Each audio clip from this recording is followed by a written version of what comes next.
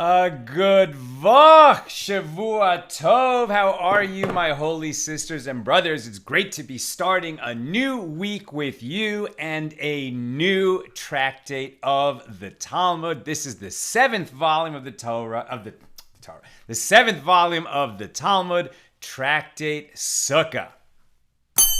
Let's light up the darkness. That was Havdalah being sung by the Maccabees and Cantor Nathaniel Hirschtick, who is with us as we get a new week going with some beautiful learning on a Saturday night. Rose from New Mexico, Sharon in New Jersey. No, Sharon is in hot Las Vegas. Welcome to the West.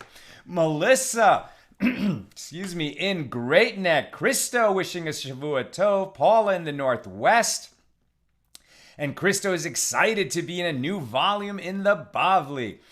Sandy wishing everyone a good evening. Ann in Merced. Mike in Atlanta, Georgia, doing some learning at 12:40 a.m. Shkoyach, Yasher Koach. May you be strengthened to perform many mitzvahs with such dedication. Jim in Newport, New Hampshire, also burning that midnight oil. PK in Colorado, Norman in LA. Great to have you with us here, Norman. Over there on the YouTube side, people will show up soon, I'm sure. How's everybody doing? It's so fun to be opening a new volume of the Talmud. Very quick story, something I heard very inspiring today. Our rabbi, Rav Yehuda Kalmanson, is away for the weekend. And so we had a guest speaker, Rabbi Lurie, and he told a story just to introduce his talk this morning that was so touching.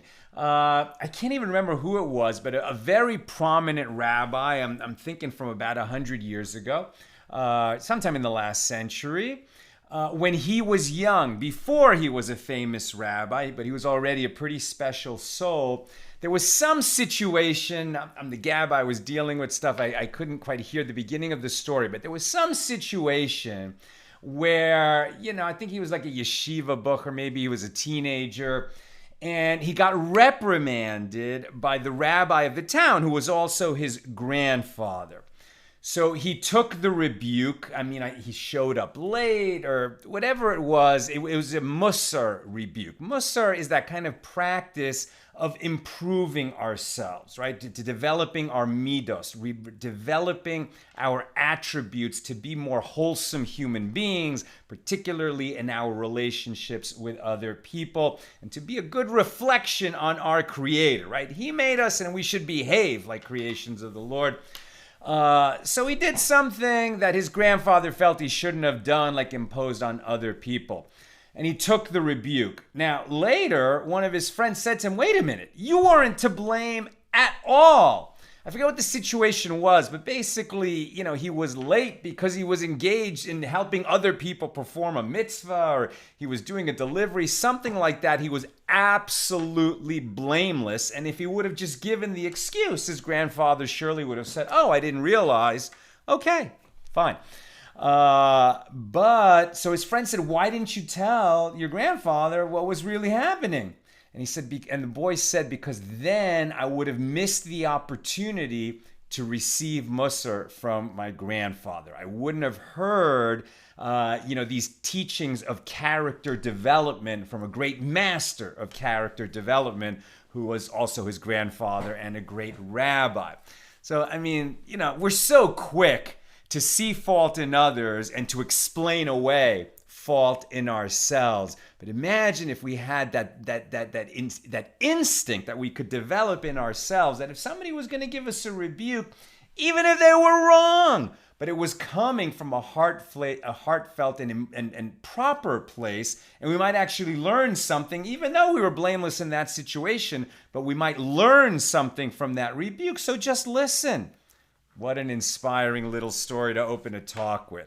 And now we open Tractate Sukkah. So this is the 7th volume of the Talmud. These are going to be the laws of Sukkot, right? Or in more Israeli Hebrew, Sukkot. So this is a fall holiday. We're sort of right now, today was now we're in the second day, but today was the first day, Rosh Chodesh, or the first day of Av. On the 9th day of Av, we will lament the destruction of the temples. Both happen on the same day, the 9th day of Av. And then after Av, right, is going to come Elul, and then is going to come Tishrei. So we're already kind of getting into that mode. I mean, right now we're just thinking about the summer. We're thinking about Av. We're thinking about the destruction of the temples because we're in the 9 days. But eventually Av will pass. Then it's the month of Elul, during which we're preparing for Rosh Hashanah and Yom Kippur. And after those days of awe pass in the month of Tishrei, which is the head of the year, Rosh Hashanah, the head of the year, and that's the first month of the year. After the 10 days between Rosh Hashanah and Yom Kippur, 5 days later is the fall holiday of Sukkot, right? Sukkot. And there are many requirements in the ways that we observe Sukkot. It's a week-long holiday. It's mentioned in the Torah. We're commanded to observe Sukkot. And among the other things that we have to do is to build a Sukkah. And that's going to be the subject of this first chapter. Tractate Sukkah is divided into 5 chapters.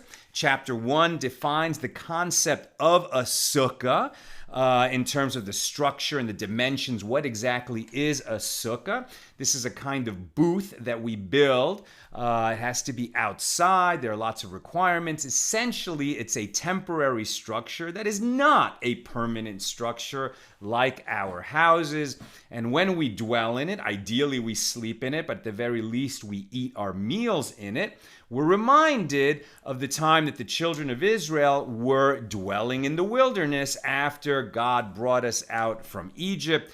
And we were literally living in the palm of God's hand, right? We were living in a desert where we would not survive.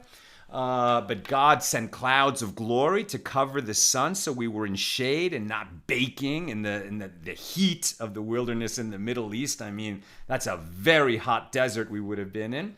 And feeding us manna every day and teaching us Torah through our teacher Moses. And it was a time just really outside of the rest of all of history. It was an unnatural, so almost unreal time, except that it happened in history. And we are reminded of that when we dwell in our sukkahs during this festival of Sukkot. Now, what's interesting right at the outset is that the Torah refers to the month which contains Rosh Hashanah and Yom Kippur and Sukkot as the 7th month. Now that's odd because Tishrei is understood to be the first month, right? Because Rosh Hashanah, the first day of the month, the first day of the first month, it's called Rosh Hashanah, the head of the year. So how could it take place in the 7th month? And that's because the Torah also says you shall reckon the time that you came out of Egypt and celebrated Passover in Nisan as the first of your months, right? And so we have this duality almost where we measure the calendar from 2 different places that are diametrically opposed, the 1st and the 7th, 6 months apart. And how can that be? And it makes sense because in an agricultural society, you very much think about the year in terms of the spring and the return, of flowering in the world and the beginning of growth and the first few crops that come, the barley and then the wheat and then the rest that will come over the course of the summer. And so you look at the pilgrimage festivals in the order Passover, Shavuos, and Sukkot. But Sukkot is also, and Rosh Hashanah, of course, it's a rebirth. As we come to the end of the pilgrimage festivals in the fall, we're already looking ahead spiritually to a new year, right? And spiritually speaking is more important than the physical world, although we depend on the physical world to live in and to eat, etc. Truly, what we depend on is our Father in heaven. And so that's all captured in the nature of the calendar. At any rate, this tractate, Sukkah, the first chapter will be about defining the Sukkah, its structure and dimensions. The second chapter will be the parameters of the commandment to reside in the Sukkah, to eat in it, to sleep in it, etc. Chapter 3 is going to be about the essence and the measures of the 4 species and describes the manner in which that mitzvah is fulfilled. The other big, important, very visual and tactile aspect of Sukkot is that we take the 4 species, the lemon-like etrog or esrog that we wave along with a palm branch, a myrtle branch, and a willow branch, and we wave those in a particular way and say blessings, and we'll be defining that in chapter 3. Chapter 4 is the relationship between the mitzvahs of the festival performed in the temple and those performed outside the temple. So when we had the Mishkan, the tabernacle, later replaced by the temple in Jerusalem, there were very special Sukkot requirements. Now we study them and remember them and recite them, but we can't perform those obligations and won't be able to until the third temple is rebuilt. And chapter 5 discusses the celebration of the festival of Sukkot in the temple and the mitzvah of rejoicing on the festival and the special offerings sacrificed on Sukkot. This is actually called the time of our rejoicing. And it's worth noting that Sukkot is the most universal of the Jewish holidays. It's understood to have a component which is a time of rejoicing not only for the Jewish people, but for the whole world. And the bulls, the sacrifices of Sukkot, there are 70 of them that are brought over the course of that week, and our sages connected those to the 70 nations of the world. At the time, there were 70 nations in the world. And there's this understanding that part of what we do on Sukkot is praying for the rain, that it should come, and so we won't have a drought the following year. And that's a prayer, for all of humanity. And there's other aspects of that very universal time of rejoicing for the whole world. And it includes everybody, the Jews and the non-Jews. All right, so let's get into it. As like every tractate, we don't begin on page 1. They always begin on page 2. When the Talmud was, it's a very ancient collection of teachings. When it was finally printed in a book form so that it acquired page numbers, the first page was a title page, and so every tractate begins on page 2. We begin with the first Mishna of tractate Sukkah. A Sukkah is a sukkah that is more than 20 cubits high is unfit. Rabbi Yehuda deems it fit.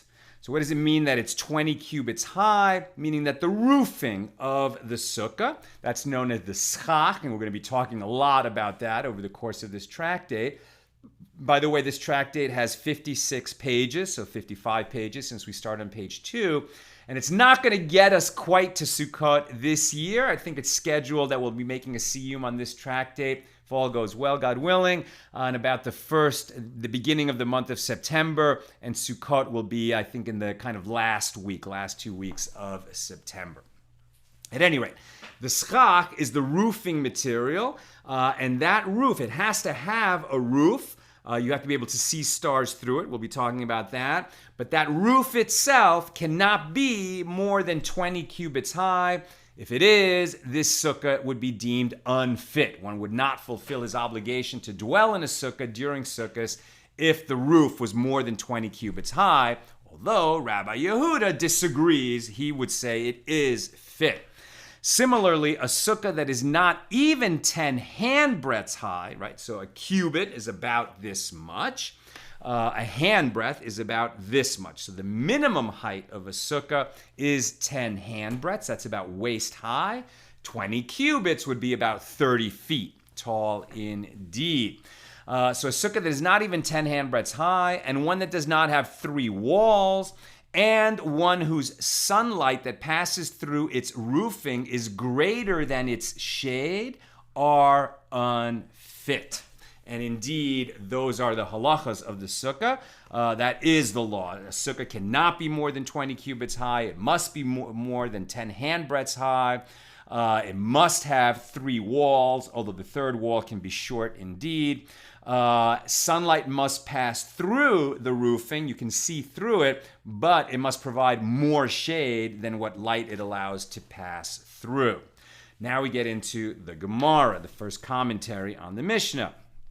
We learn a similar halacha, a similar law, in a Mishnah there. This is one we've covered together at the beginning of tractate Eruvin, which is about the Eruv, right? So that it's a continuation of the laws of Shabbos, and this idea that you cannot carry more than 4 cubits in the public place. But there are certain areas that can be corrected. First of all, you can build an Eruv, but in the special case of an alleyway into which private courtyards open into it, so by Torah law, that alleyway would actually be a public space and you cannot carry there. But it would be quite convenient for the residents of the courtyards.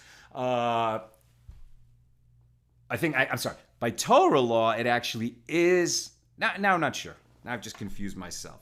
The point is that for the residents to be able to carry from the private courtyards that open into this alleyway, they would not be permitted to carry there. But a correction can be made by rabbinic law, where they put a beam over the opening of the alley, and all the residents put some food into a communal place, and so then they would make an eruv for that alleyway. It's called a joining of the courtyards. An Eruv Hatzeros, and then the residents could carry from one of their private courtyards to another private courtyard through that alleyway. And that beam that you put at the opening of this 3-sided alleyway also cannot be more than 20 cubits high, just like the roofing of the Sukkah cannot be more than 20 cubits high. So that's what the Gemara is now referring to. We learned a similar halacha in a Mishnah there in Tractate Eruvin, in the case of an alleyway that is higher than 20 cubits, in other words, the beam that was placed across the end of the alleyway that opens into a public domain, in order to permit carrying within the alleyway on Shabbos, if it is higher than 20 cubits, one must diminish the height of the beam in order to permit carrying within the alleyway. And the same guy, Rabbi Yehuda, says he need not do so. As long as the beam is up there, it doesn't have to be less than 20 cubits high. Now, given the seeming similarity between these two cases, that of the sukkah and that of the alleyway, the Gemara asks, what is different with regard to a sukkah, where the Mishnah teaches that it is unfit? If the roof of the sukkah is more than 20 cubits high, says the Mishnah, it is unfit. One does not fulfill his obligation by being in such a sukkah. But the Mishnah at the beginning of Tractate Eruvin said, if the beam is more than 20 cubits high at the opening of that alley, one lowers the beam.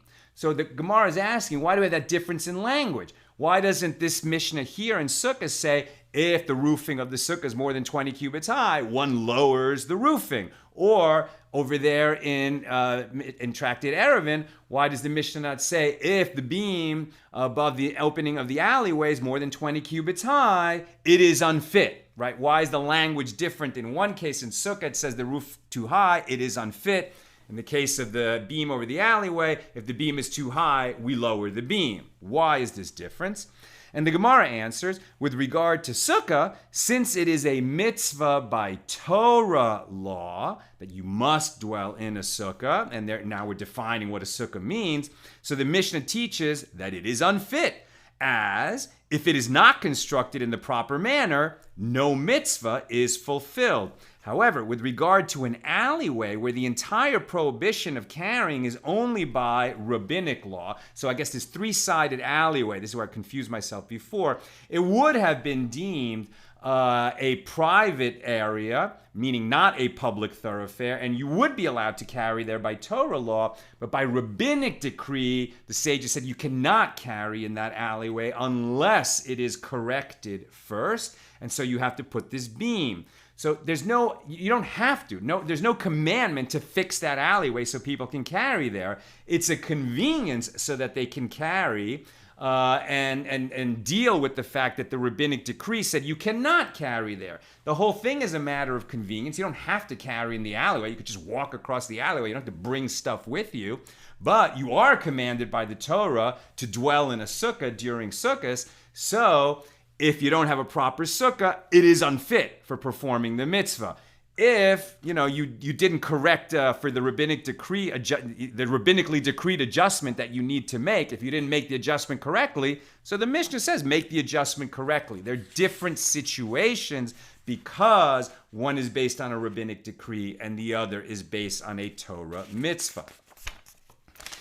The Gemara suggests an alternative explanation. And if you wish, say instead that even with regard to matters prohibited by Torah law, it would have been appropriate for the Mishnah to teach a method of rectification. Why not have the Mishnah say, if the roofing is more than 20 cubits high, lower the roofing so that you will have a proper sukkah.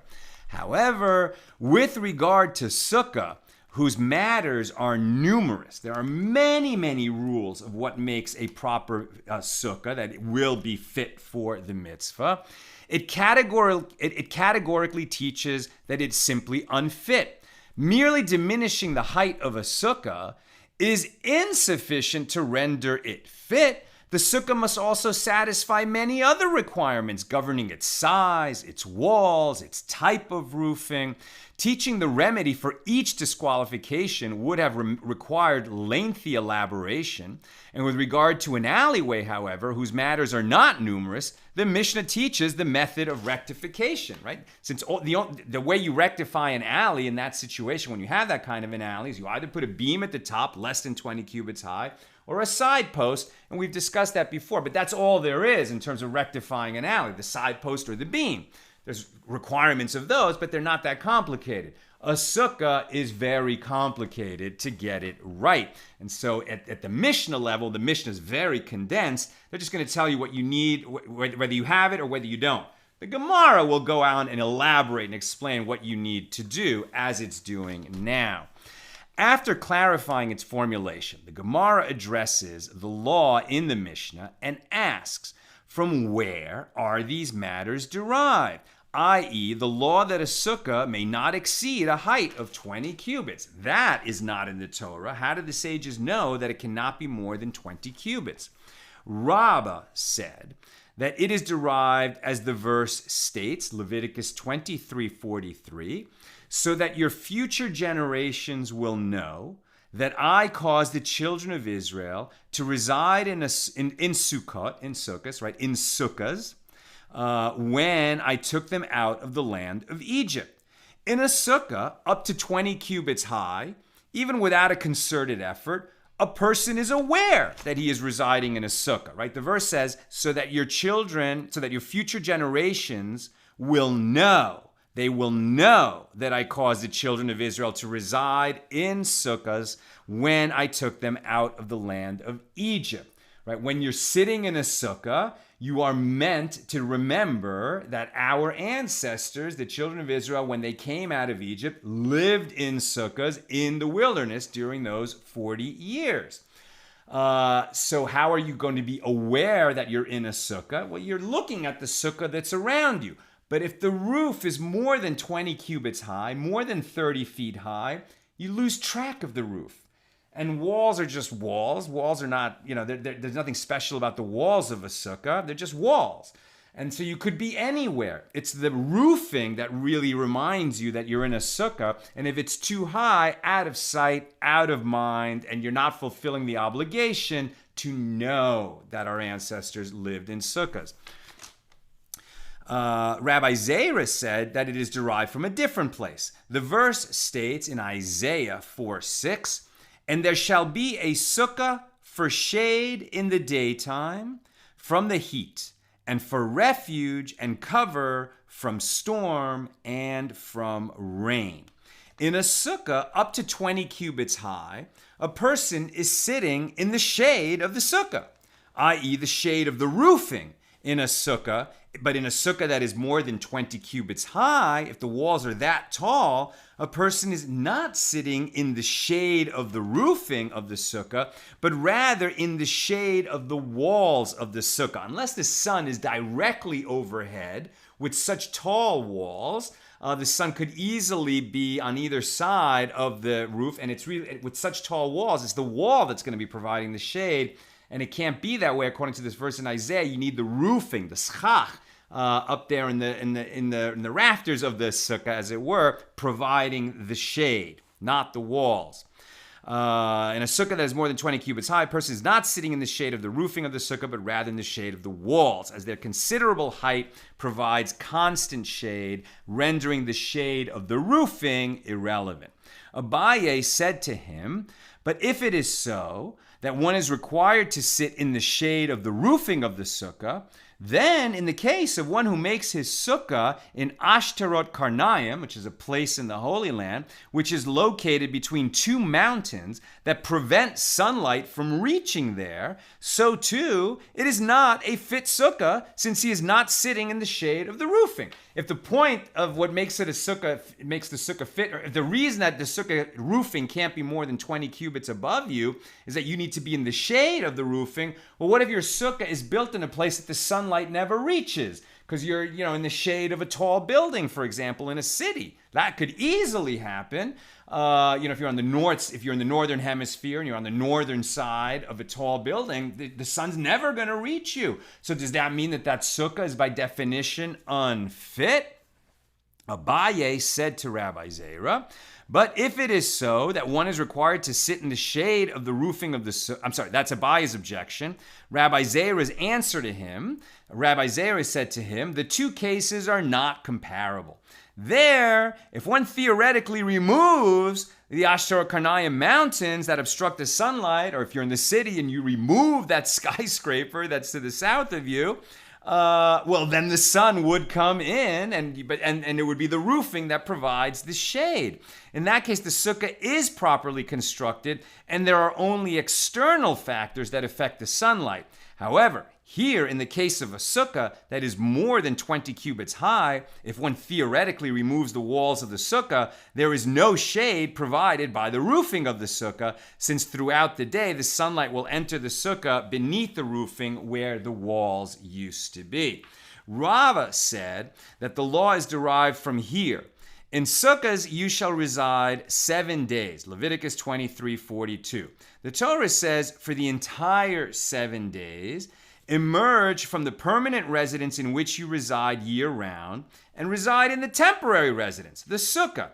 In constructing a sukkah up to 20 cubits high, a person can render his residence a temporary residence, as up to that height, one can construct a structure that is not so sturdy. However, in constructing a sukkah above 20 cubits high, one cannot render that residence a temporary residence. Rather, he must construct a sturdy, permanent residence, and that is unfit for use as a sukkah, right? So the sukkah is by definition a temporary residence. Elsewhere, we'll learn that for a sukkah to be a proper sukkah, it should stand up to a light wind, but it should be destroyed by a heavy wind, right? It is by definition a temporary structure, because that reminds us that we lived in delicate structures and we would not have survived in the wilderness for 40 years, except that we were in God's direct care. And so here Rava is saying that, well, if it's more than 20 cubits high, to make such a structure stand up for a whole 7 days, it's going to have to be too sturdy for it to qualify as a sukkah. And so that's why the height thing is at 20 cubits, according to Rava. Now, they're just giving various derivations of where this law might come from. Bottom line is, that is the limit. A sukkah, the roofing can only be 20 cubits above the ground. Yes, that is the halacha, but the Gemara, now we're skipping down a little bit to the B side of page 2, the Gemara raises an objection from a Baraisa. Right, so contemporaneous teaching of the Mishna that didn't quite make it to the level of authority as the Mishna, but still very important teachings of the sages. So there was a Baraisa which says, a sukkah that is more than 20 cubits high is unfit, And Rabbi Yehuda deems a sukkah fit even if it is up to 40 or 50 cubits high. So Rabbi Yehuda says it doesn't matter how high it is as long as it conforms to all the requirements of a sukkah. So Rabbi Yehuda defends his position.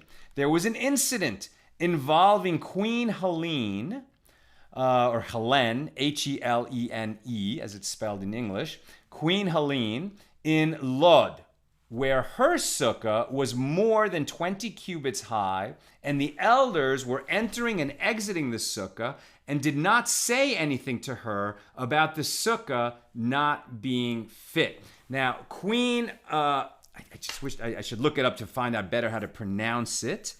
But it's, in Hebrew, it's Helene. So why don't we go with that? Helene. Queen Helene. Okay, so Queen Helene. Very interesting woman. So she had a small queendom north of Israel in the Second Temple period in what is now Syria.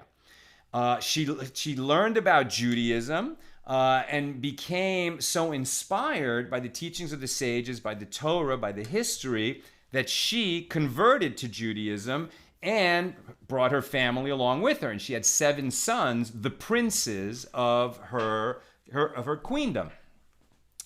And she was a very devout Jew. She was a queen and a convert and a very devout Jew.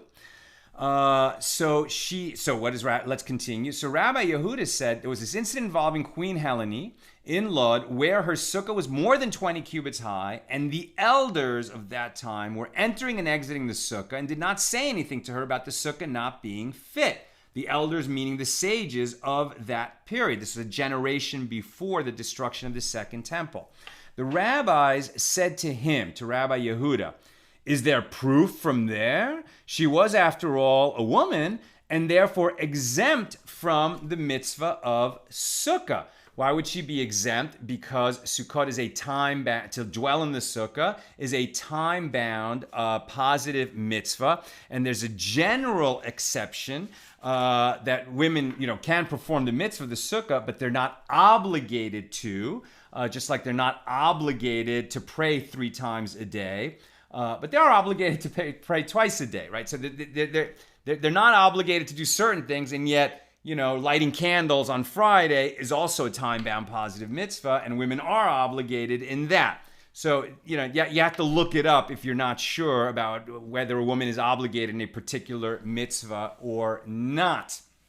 But the argument here is that women are not obligated in sukkah, so it didn't matter whether her sukkah was more than 20 cubits or not, more than 20 cubits high or not. Rabbi Yehuda said to them in response, didn't she have 7 sons? And therefore, and therefore, she required a fit sukkah, if not for herself, then for her sons. And furthermore, she performed all her actions only in accordance with the directives of the sages. Now, before analyzing the objection that's being raised from the Baraisa, the Gemara seeks to understand its content. Why do I need Rabbi Yehuda to teach? And furthermore, she performed all her actions only in accordance with the directives of the sages. His first objection was sufficient. The fact that she's got 7 sons, you might say that she's not obligated, but her sons are obligated. So why does he also add that she does everything in accordance with the directives of the sages? And the Gemara answers that this is what Rabbi Yehuda is saying to them. And I'm almost done, so if you have questions or comments, get them in. And this is what Rabbi Yehuda is saying to them. If you say that Helene's sons were minor sons, and minors are exempt from the mitzvah of sukkah, and that is why the elders said nothing, since they were 7 sons, then it is not possible that there was not at least one among them who no longer needed his mother to look after him. Right? So you might say, okay, it's not a question of bar mitzvah age or not. It's everyone is obligated to eat in the sukkah or dwell in the sukkah from the time that they don't need their mother to do everything for them, right? So if she has 7 sons, the minimum age of the oldest son is 7, and a 7-year-old doesn't need his mom behind him at all times. He can be a little bit independent. And so she would need a fit sukkah for him.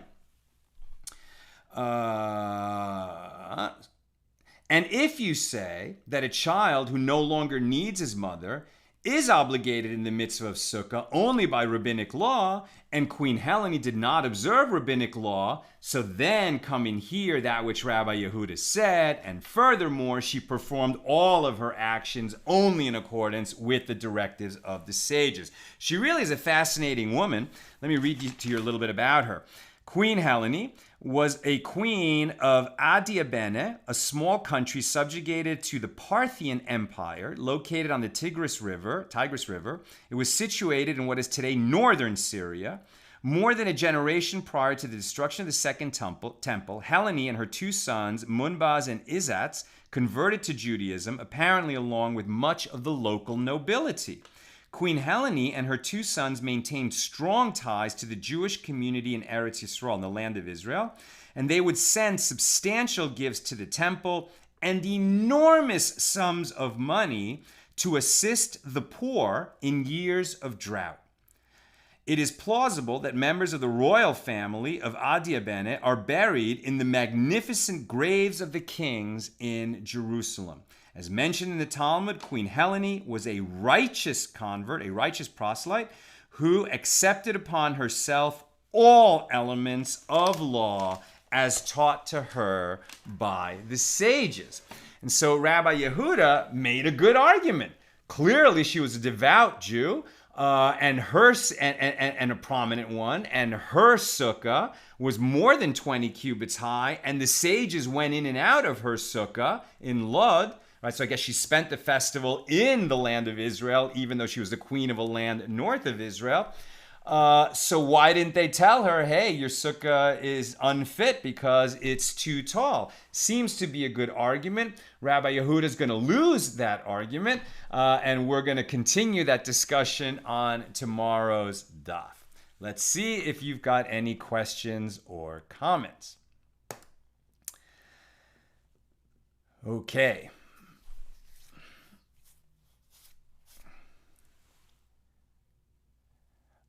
Okay, so Norman is saying, are you saying that an ohel, meaning a tent, is the same as a sukkah? Because it seems that during most of the 40 years, we dwelt in tents, not sukkahs, right? And so that we have that in a prayer that we say at the beginning of the day, and at the beginning of the prayer service, Ma tovu ohalecha Yisrael, right, said by the prophet Bilam, the non-Jewish prophet, right? How goodly are your tents, O Israel, when he looked over the encampment of Israel in the wilderness, right? When the king Balak brought this prophet Bilam and asked him to curse the Jewish people because he couldn't defeat them militarily, maybe this curse could defeat them, and Bilam ended up blessing the Jewish people instead, as we read recently in the cycle of Torah reading. So if the people were dwelling in tents, why is a sukkah reminding us of our time living in the wilderness? Norman is asking, are you saying that they were dwelling in sukkahs? So it's a great question. Were they dwelling in booths with this kind of roofing that we use? It seems unlikely. It seems like they were dwelling in tents. So why aren't we commanded now to dwell in tents? I would suggest, and definitely the sukkah is meant to remind us of living in the desert. And that's why the schach is associated with the clouds of glory that accompanied us in the desert. Also associated with the merit of Aaron, Moses' brother. Those clouds of glory is what made it tolerable to live in the desert for 40 years. I mean, in the summer, in the Negev or in the associated deserts nearby, near Israel and the Holy Land, it's crazy how hot it would be. It would be intolerable. But God kept, these beautiful, called the clouds of glory. It was kind of overcast all the time, but they're not regular clouds, right? They're these holy clouds arranged by God, and God's presence itself was manifest in a pillar of cloud by day and a pillar of fire by night. And so we can imagine that those clouds, like they were miraculous. Their nature was miraculous. They weren't just there miraculously. There was something about them that was miraculous. And the sukkah also reminds us of that. And that's why I said at the beginning that it's this idea of reminding us of being directly in the care of God. And it was a fragile structure. It was not a permanent structure. It was not a forever structure. And the sukkah is meant to remind us of that. So maybe our ancestors weren't dwelling in 3-sided or 4-sided huts with palm fronds across the top. Maybe they were. I mean, who knows what everybody was living in. Certainly at times it was referred to as tents, and tents would make more sense in a lot of ways. But the fragility of a 2 million person encampment, depending on a miraculous spring of water in the merit of Miriam, and the clouds of glory in the merit of Aaron, and the manna appearing every day, and the sukkah is meant to remind us of all of that. And a tent would not have that power for us. Paula, so a woman alone would not be required to have a sukkah. Okay, I should have looked it up before I came. What is the law? I'm sure somebody has it on the tip of their tongue. I don't. Are women obligated in the mitzvah of sukkah? Women and mitzvah of sukkah. Right, so Jewish women and mitzvahs. What about sukkah? Women are obligated in observance of Shabbos, eating matzah on Passover, lighting Hanukkah candles, all the mitzvahs of Purim. I just have to look it up to get. I don't have it on the tip of my tongue. All right, so certainly. I do believe, I could be crazy, but I'm pretty sure that women will say the bracha if they're by themselves when they're in the sukkah, and if they're making the blessing, they're probably obligated to dwell in the sukkah. But I just didn't look it up before, so I'm not totally sure. And I have to study more. I can't answer it on the spot at this very moment. Sorry. Okay. I'll have an answer for you tomorrow with God's help. That's what I've got for us tonight. Tomorrow, at the regular time, 6 p.m. Pacific, we're probably going to do 2 pages so that we can get back on schedule. The Daf Yomi schedule would put us on page 4 tomorrow. This was page 2. So hopefully we can cover pages 3 and 4 during tomorrow night's show. Have a great night and a great week. Shavua Tov and a good vach.